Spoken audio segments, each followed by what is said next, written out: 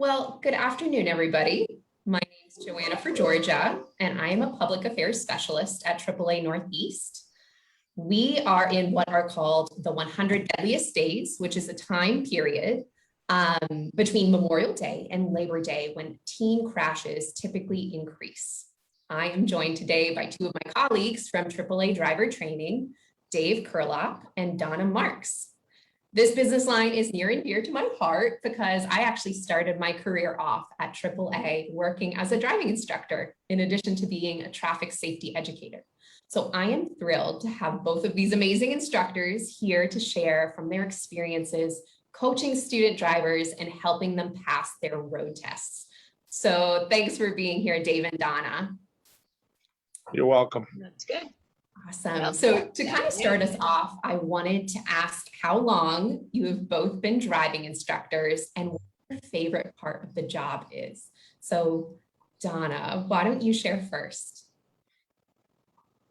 Well, I will be at AAA in 3 days. I will be there for 9 years. Wow. So my anniversary is the 25th, June 25th was the day I got hired. And I've been doing this for 9 years. I guess my favorite. I really don't have a favorite. I like taking kids to the road test. I like the overall, you meet the parents, you meet the students. I have to admit, I was in education. I was a teacher assistant for a really long time. So it's kind of nice to see some of those kids from first grade now driving. So it's kind of scary, and I've had some of them. Some of them have now gone on and they've already graduated college, and they're just maybe learning how to drive somewhere in the 4 years for college. But yeah, I don't know. It's kind of like it comes full circle. You know, I taught them in school. Now I'm teaching them to drive. Well, and that's a really important role. You know, I think Yeah. that's such a cool experience to having seen a student go from being really young and then taking them through that really key age of getting their driver's license. So Dave, what about you? Well, I've been at AAA for 5 years. And one of the things I really get a kick out of is the fact that now I'm starting to get the older brothers and sisters. And when you go to pick up the sister, the older sibling comes outside and, hey, Dave, and you recognize the kid. But if I can remember every one of those names, never going to happen. There's just been way too many kids. And my favorite part of the whole thing is really getting to know the kids and have a really good relationship with them. And I think that helps relax them in the car. That's what I like to do. Yeah, no, that's awesome, Dave. And actually, fun fact, Dave Kurlop was one of my instructors as well, who taught me how to teach drivers. So I can definitely attest to the good rapport you have with those students. Now, when we're thinking about the road test, because I think it's that looming thing for student drivers, they're really focused on what do I need to do? What are the different aspects? I'm curious, so what is each of your approaches to coaching a student driver? What do you find puts them at ease behind the wheel and builds their confidence? All right, who's going to go first?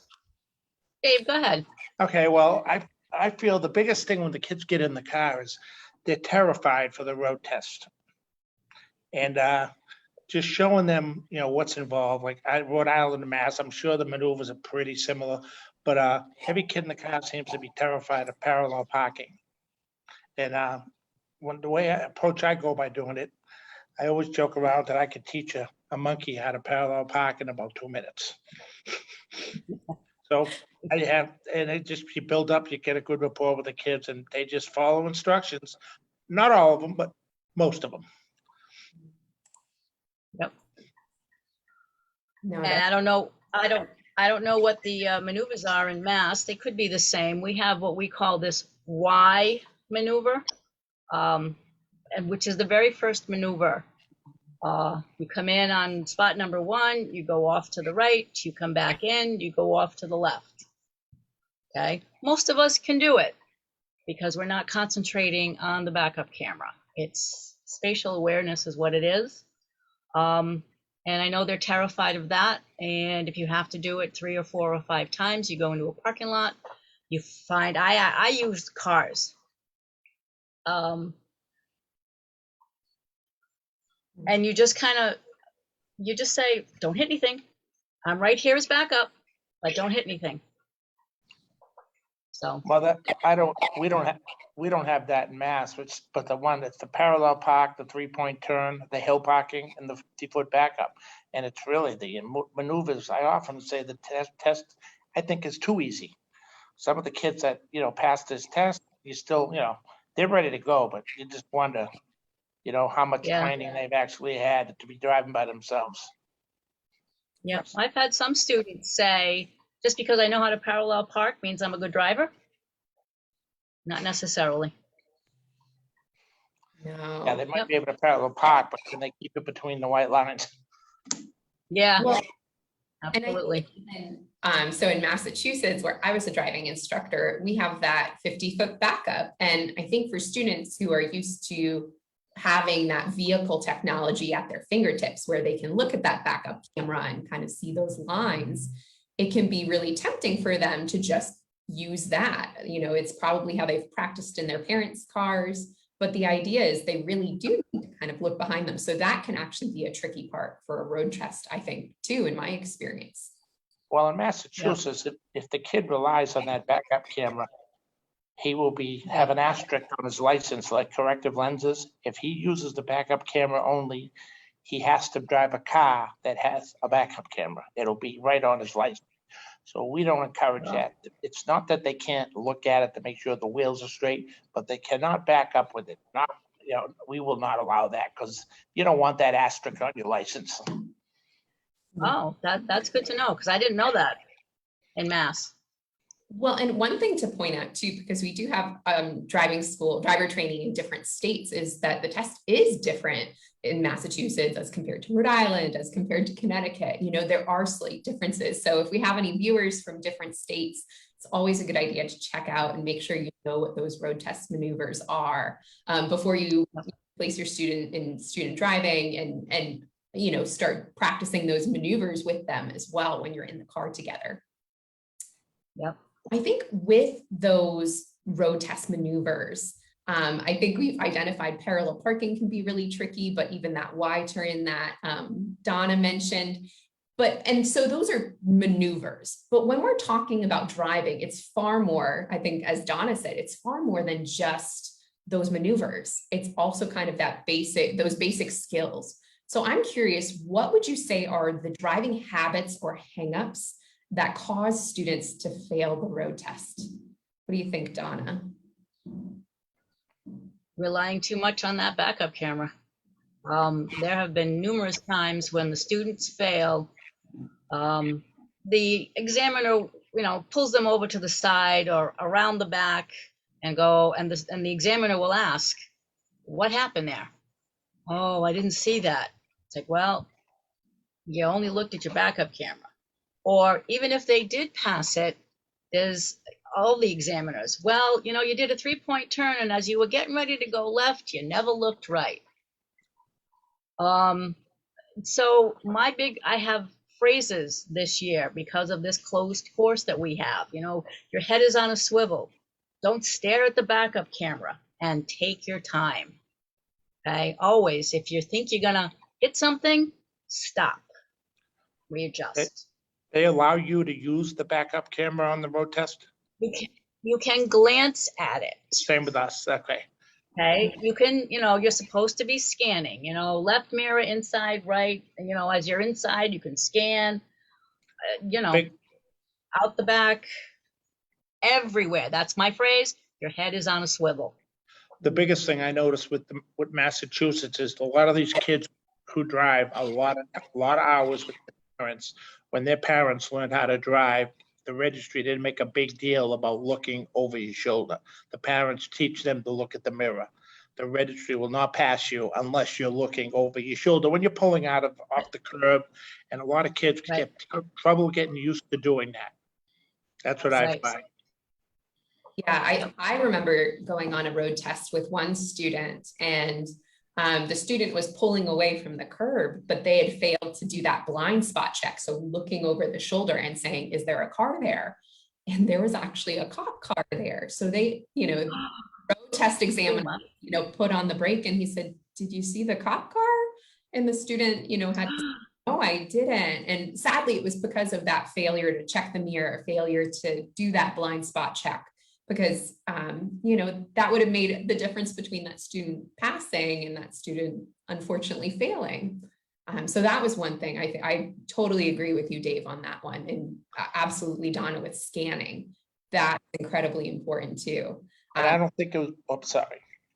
No, I was just going to say, one of my former supervisors would always say, she would drill the students and say, mirror, mirror, blind spot check. That's what we need to be doing. Oh, Mirror first, side view mirror, blind spot check. And she would have kids practice it. So I think that really super crucial when it comes to passing the road test. Yeah, I think it has to be that put was my more, phrase.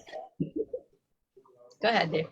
I think it has to be put more with the parent, the mass. We have that 2-hour parent class that has required for the kids start their lessons. I really think we should do a little more emphasizing in that about the kids looking, do a little more coaching of the parents, because they're driving more with the parents than they are with us. At least we hope Right. so. The kid that drives with mom and dad a ton of hours is the kid who has zero problems when the time comes to take that test. 100%. I completely agree. And speaking of parents, let's talk about their role. What do you think are some of the most important things that parents can do to prepare their student driver to pass that road test? Be involved. Yep. That's a good one. I've had, obviously no names, but I've had one parent bring me a student, had no hours behind the wheel at all. So she's scared to death. I drove to a practice area. We worked on the basics, as you would with a student who had just gotten a permit. Here's the car, here's the key, how to step on the gas, how to go forward, how to go backward. An hour and 45 minutes. She almost drove back to the office, but didn't. We got back to the office and mom said, "How come you drove? Did she drive?" "Oh yeah, we did. We practiced." Mom said, "Is she ready now?" I was like, after an hour and 45 minutes? No. I said, "You got to get out and practice with her." "Oh no," she says, "I'm not going to do that." So I had one last week that I went to pick up the student, and so my first question is, "How much experience do you have?" And she says, "None." "Oh, you mean you have?" "I've never sat in the wheel behind the steering wheel." I said, How long have you had your permit?" 9 months." So naturally, I'm saying, "What have you been doing for 9 months?" And the comment was, "Plays a lot of video games." I mean, and then the parent came out, and I said to the parent, "No, he's had his permit for 9 months. No offense, Mom, but there should have been some driving done." I said, "Technically, by the code of parent class, I don't have to take this lesson, because because the kid is supposed to get the basics with you." And there was, no parent participation. The parent was more worried about having her car, didn't want the kid to drive till they drove with us. And that's really not the way it should be. Was more concerned with the car than they were the kid. And that's a little sad. Well, and I think, on another perspective too, is sometimes for parents, it's sort of like, and I'm not a parent, you guys could probably speak to this more, but it's almost like envisioning your baby behind the wheel instead of actually saying, no, they're growing up. And this is kind of a way that we actually help build and cultivate responsibility in a student, is by going through this driving process. Because it can be, I like to put it to students, is driving should be an enjoyable thing. Like it's a privilege for sure. It's not a right, but it's something that actually can be so enjoyable. And so I think for parents too, their role is to just say, this can be really fun if you do it appropriately and act responsibly. But yeah, I think for parents, sometimes it can be a little bit like envisioning your baby behind the wheel instead of saying, no, my child is growing. So that's one I thought of. Yeah. I just can't get over they're more concerned with their car than they are their kid. That just amazes me, you know. You don't want your child to be a good driver. The only way they're gonna be a good driver is to drive. You know, even if you start in the parking lot, they don't even do that, some of them, but most of them do. Right. Yeah, and I think that is so important. You know, start slow, start simple. If there are any parents watching, you know, start in that parking lot, like Dave was saying, or in kind of a very low trafficked area around the neighborhood, just around the block a couple times. That's better than nothing, right? You know, when we're practicing the skill, that's really important. If you're anywhere in this area, the La Salette has a huge parking lot. Plenty of room to get anybody to start driving. That's what, if I get anyone within 10, 15 miles, that's where I'll take them if they need to. But I've never kept a kid there for more than 15 minutes and we're going out on the road. Yeah. Now, I think this one too for parents. Any thoughts as to highway driving, like when to introduce that for student drivers, or, you know, how that works for parents? It all depends on the kid. If the kid on the first lesson drives okay, I will take him on the highway in the first lesson. At the end of the lesson. Huh? At the end of the lesson. Yeah, probably. Oh, yeah. Also depends on the time of day and what day it is. You know, Friday at 4 o'clock in the afternoon. No, thank you. But maybe 6 o'clock. Well, and depending on which way you're going. Absolutely. I think that timing is super important. But also just evaluating maybe for parents, the conditions, you know, the roadway conditions, like we actually, we're having thunderstorms in Rhode Island, Southeastern Mass. And so, you know, if your student has never driven on the highway before, I probably wouldn't go out during a thunderstorm, but maybe they've had some practice on the highway. And you're with them and able to kind of coach them through that, then maybe say, all right, let's try during the rain just to see how they do it. Because, you know, I think that is something that we tend to be scared and be like, oh no, we don't want you to drive right now. But the reality is your students are going to be driving in weather conditions as they build their skills and their responsibilities. So, but it is that sort of evaluating how much experience does my student driver have with this already, evaluating conditions, evaluating the time. So it is kind of complicated, but again, starting slow, I think is really important. And maybe even, you know, like I would always say there's kind of stepping stones to get up to some, like a main highway, like say 95. Oh yeah. We go on 495 first, or maybe we go on Route 1, you know, or 140, those types of things where they're not as many lanes, and but it still builds that idea of lane switching and traveling at a higher speed. Right. Yes. Right. Because that can be intimidating for students starting off too, is that higher speed, you know, not getting used to that. But I think that's really important. I have a particular route that I do for highway. And being that I'm out of Cranston, I'll drive to North Kingstown, pretty much down, it's Route 1. You have to go around some rotaries, which are kind of scary. We get down to North Kingstown, and then we do the maneuvers, we practice that, and then we'll get on this highway, this 2-lane highway. And it's a highway. I was like, what's the speed? Not all highways are created equal. Oh, wait a minute, there's a speed limit sign. It says 45, does not say 65. So I'm not telling you to drive 45 in the left-hand lane, and it's only a 2-lane road. So please don't drive 45 in the left-hand lane. It's knowing that. So now they're working up to it. And we continue on, and I point things out, and I talk about signs, and then we get all the way down, and then I go to another highway. And then I go, well, I don't know if you know the area, is Route 4 South. And going towards the beaches. And then we get to a certain point, and then we turn right around, we go Route 4 North. And so I talk about Route 4, and that's still, it's only 2 lanes. And then, of course, the final graduation, 95 North. But it's not, you know, it's not at the busy time. Right. And then it's how to change lanes from, and you know, we're going from a 2-lane to a 3-lane. It's lane shifts. It's a lot going on when you hit 95. But then I've had some students, they've never been on the highway, and I tell them about this route, and we get back, and the student has said, that was it? Yeah, That was wasn't it. as big a deal as they thought. Yeah. Right. So yeah, they keep graduating and they keep graduating, and then there's more, and then there's more. So in that hour and at least an hour and a half, they've traveled down all this busy road. They've changed lanes. We've practiced the maneuvers, and then we've done the highway.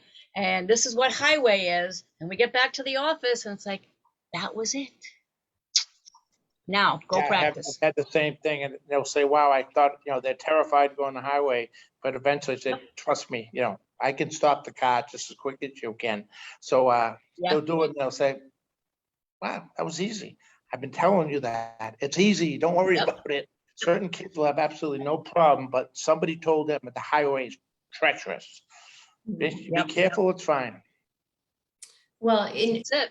I think that idea too, I know somebody in the comments mentioned we start in that right lane. You start in the right lane, maybe stay there for a while, and then who knows, maybe by, their third, fourth, fifth lesson, at that point, maybe then we try lane switching, those types of things. So those are skills that, we want to start off slow in that right lane on the highway first, and then practice lane switching. And also explain the purpose of those lanes too, because some students are not, they don't know that. Right. All of that.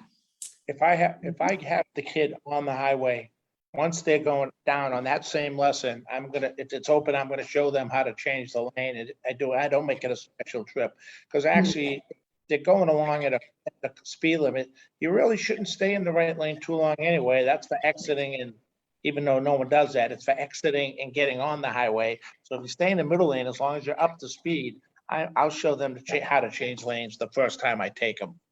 Yeah, especially if it's not crowded too. I think that would be. That's a big thing. Those 4 o'clock lessons, I'm a little hesitant about those highway things. Right. Absolutely. I know some other people are bringing up kind of a parent's role in coaching their students to make sure that they're not using their cell phone when they're driving. So I wondered if either of you had any comments about that and how parents can really be those role models for students. Well, I had a case of one time I was sitting at a red light. I wasn't driving, the student was driving, and I didn't have my eye on him a second. I look at him a second later. He's sitting at a red light, he's got his phone in his hand like he's looking at a text. I says, what are you doing? This is years ago. I couldn't. Oh, I'm just checking my mail at the red light. I says, you're not touching that phone when you're behind that wheel. This was an unusual case of a very privileged child who didn't know how to take no for anything, but very few of those. The parents had there was nothing there with the parents. Wow. When you get that, that's a little scary. The kid just get no respect for anybody. Wow. Well, usually at the beginning of a lesson, you kind of say, I know you have a phone, but let's put it away. Let's turn it off. You don't need it. Yep. They usually throw it in the back seat, especially when we've only had the one person in the car for the past year. When there's an observer back there, you don't want to put it in the back seat, but put it in the door. Just get it away, shut it off. Right. I think that's huge. And the biggest thing too is, and I don't know if you've heard this in driver's education classes, is that, parents sometimes don't model this. So they'll go, oh, well, my parent does it successfully all the time. My parents write emails for work. And so I just think that aspect of parents, you have to be role models. If you don't want your student driver doing it, you need to not do it. And just, encourage your students about how important it is to stay safe and not drive distracted. And this goes for other electronic devices too. Like I think when we're thinking about GPSs and other devices, some of our laws do state that they're not allowed to use those either. So we definitely practice getting students out and about around their neighborhood so that they're able to get from place to place without having to rely on that electronic device, So, Definitely. I just had driver's ed yesterday, and the instructor was talking about, no handheld devices, none of this, and you got 6 questions of, well, my car's got it, and can I listen to the music? And what about my Bluetooth with the phone? It's like, oh my God, just drive is what I wanted to say, but I didn't. It's like, just drive. right. Now, I think with that comment as well, do you have any like a specific amount of hours that you would recommend that students drive like every week just for practice? I just tell them, drive any chance you get. They say, oh, my mom doesn't go that far. She's still going somewhere. You never know what you're gonna see in that 5-minute drive. Every bit of experience helps. I got a couple kids who say I only drive on Sundays for 1 hour. I said, well, that's great. But what about Monday, Tuesday, Wednesday, Thursday, and Friday too? Maybe mix a little in there. But parents are busy. Tough parents are busy. Yep. I think when I taught parent classes, I would always just say, have your student be kind of like a chauffeur. And I know that doesn't work all the time, if maybe that student is still, at the beginning levels, but have your student be your chauffeur. They can drive you around and say, hey, will you drive me to the grocery store? And I think actually really valuable time that you can spend together. I think so many students, maybe when they're getting in the car, they're just on their phones as opposed to, interacting with their parent when driving. And parents, I would highly recommend just talk to your student driver about what you're doing when you're driving too, because that can actually be education in and of itself, and say, this is the reason why I'm not going on this. I'm not taking this left turn, even though it's a green light. It's not a protected turn. So like things like that, explaining that to students, because they could just go, it's a green light, that means go, without knowing the intricacies behind that. So I definitely would suggest that. I had that incident today, as a matter of fact. I didn't have a student, but I was on my way to the store, and I'm sitting at a red light, and I'm hearing a siren. So opposite me, he had I don't know, it was a police car, I guess, or a rescue, whatever it was. He was coming, facing me, and which means cross traffic had a green light, and he did slow down, but this guy didn't. But, it was one of those, I'm sure they missed by about this much. But usually it's what to do in that situation. I hear a siren. Which way is he coming from? Don't just, oh, it's a green light, I can go. Right. And I swear, I just went, oh my God. Thank goodness the police car slowed down. Oh my goodness. Yeah, that's a really difficult situation, I think. But parents, I just say, really talk through your own driving when your student's watching you, and make that time count. Now, I think when we've talked a lot about parents, and there's so much advice to give. And I would also just say, when we're thinking about students, do you have any advice that you would give a student, especially when it comes to the road test? Like, is there anything you say when that student gets in the car and they're preparing? Practice. Do those maneuvers. A lot of kids do, the night before the road test. Oh yeah, I went out with my dad last night. Did you do it the last 3 weeks? No, I did it last night. But the kid that does all the practice has 0 problems in the road test. The mass road test, like I said, it's probably a little on the easy side, but you still have to pass it. Absolutely. Usually when I have students to go to the, I take the students to the Rhode Island road test, and I'll ask the parent, and then I'll ask the student, what do you think you need a little help with? Oh, can we practice that Y maneuver in parallel parking? Yeah, sure. I'll go find a car. But on the road test, there is no car. So trying to give them the visual cues, and I have to admit, some of the instructors, oh, well, you're at when a 45-degree angle, and when your car nose is, I don't get into that. you know, I can't give you a reference point because you're never going to drive this AAA car again. It's one of the other instructor examiners over at the DMV kind of says, wax on, wax off.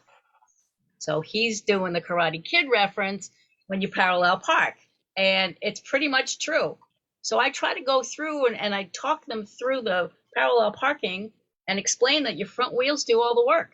You just have to go slow and don't hit anything. Yeah. Well, and I think, you know, one thing I try to stress with student drivers, taking them to their road test, kind of like Donna was saying, is there anything you want to focus on specifically? Because even just a little tip or a little hint can refine something like a 50-foot backup, or it can refine something like a parallel park. So just that one little thing that I say, or one little coaching activity can actually make that difference. Right, absolutely. Feeling in between that kid passing the road test. So that's what I've noticed as well. It really is a valuable thing. And no two kids are the same. That is so Absolutely true. not. No, that is definitely true.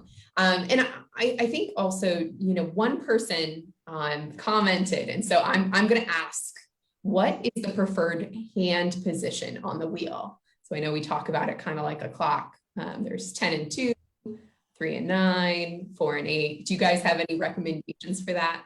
Well, Mass says it's supposed to be 3 and 9. It used to be 10 and 2, but I've known from the RMV that they're not pushy about that as long as you keep 2 hands on the wheel. Mm-hmm. You know, Okay. they don't try to drive one-handed. That's an instant good, you fail. But the classes say 3 and 9, but it used to be 10 and 2. So I imagine either one of them would be fine. Best for maneuver the car. Then I guess in Rhode Island it's the 8 and 4, which I actually don't like. So that's part of my first lesson when I talk about the entire dashboard and hand signals and proper position on the wheel and how do you flash your high beams and what does that mean?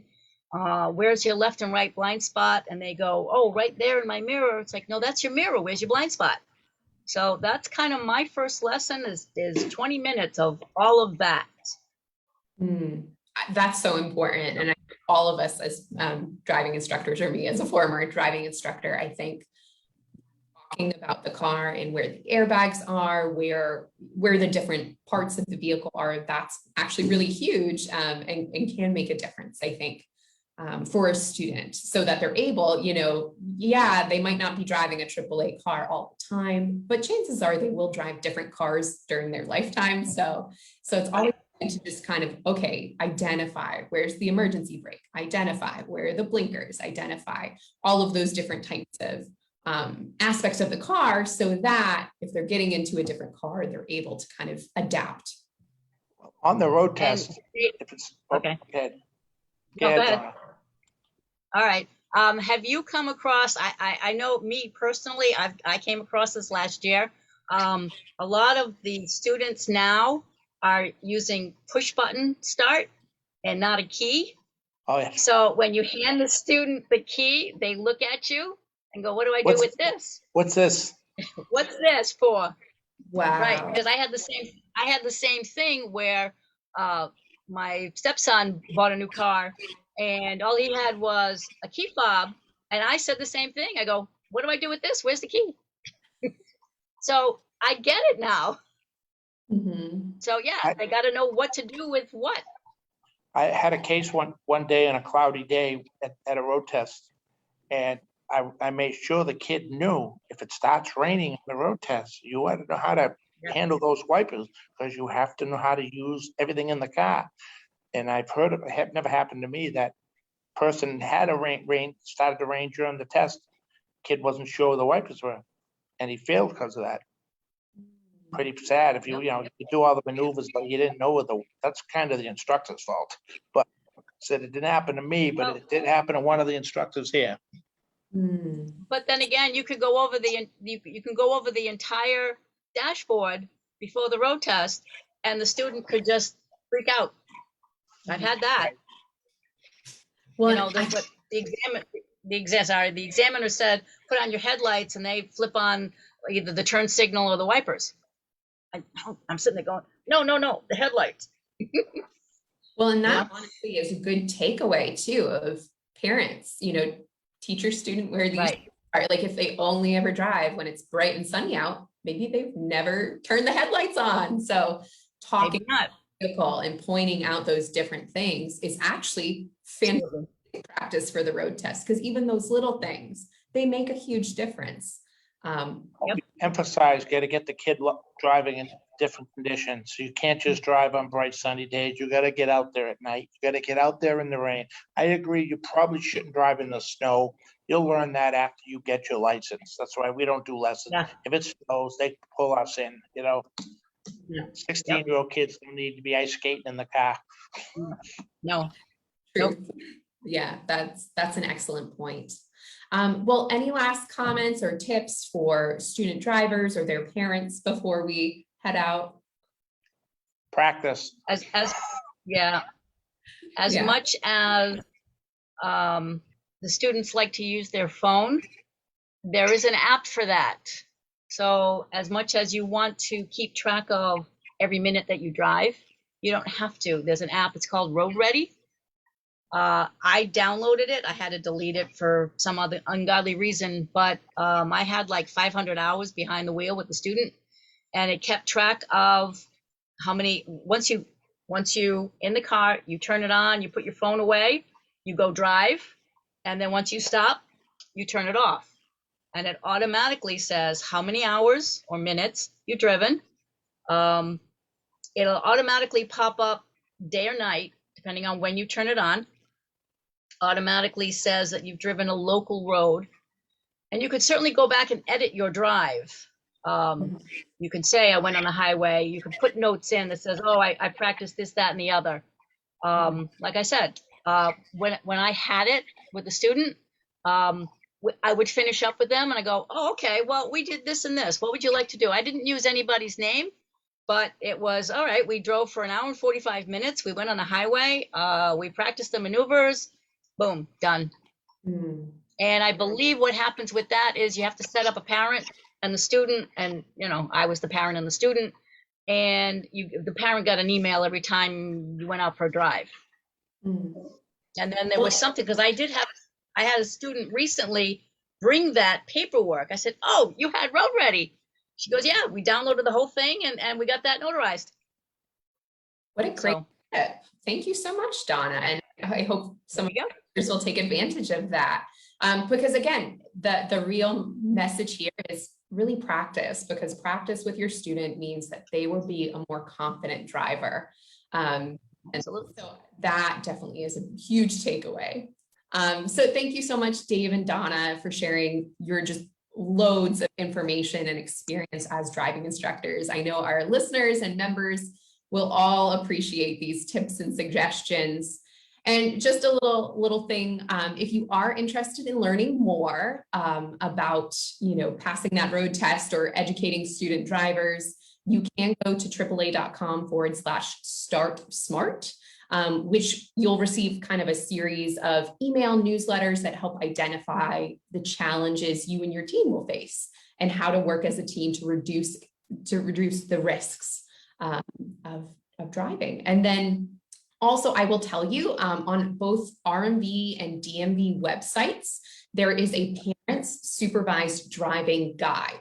And it should be on that website. And basically it's targeted guidance to parents as they prepare to coach their student drivers. So definitely check those out on your local RMV or DMV websites. And then lastly, feel free to visit teendriving.aaa.com for more tips and advice. And if you are interested in learning more about AAA Northeast driver training program, go to AAA.com/driver training. I know that was a lot, but hopefully you'll be able to check out some of those resources and materials. And in these 100 deadliest days, we just want to encourage our members to drive safely, practice, practice, practice if you are a student, and buckle up. So thank you all. Absolutely. Okay. Thank you. Good day.